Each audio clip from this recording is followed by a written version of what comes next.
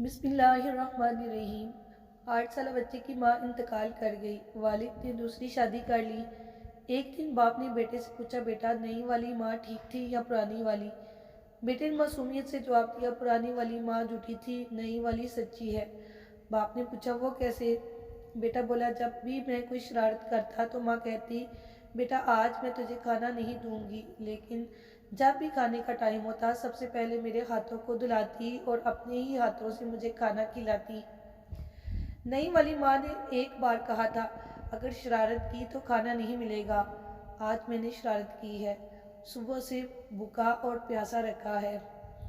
اللہ تعالیٰ سے دعا ہے کہ اللہ تعالیٰ سب کی ماں کو سلامت رکھے۔ جن کے والدین اس دنیا میں نہیں ہیں ان کو جنت میں اعلیٰ مقام عطا کرے، اور جن کے والدین زندہ ہیں اللہ پاک ان کی عمر دراز کرے اور سدا سلامت رکھے، آمین۔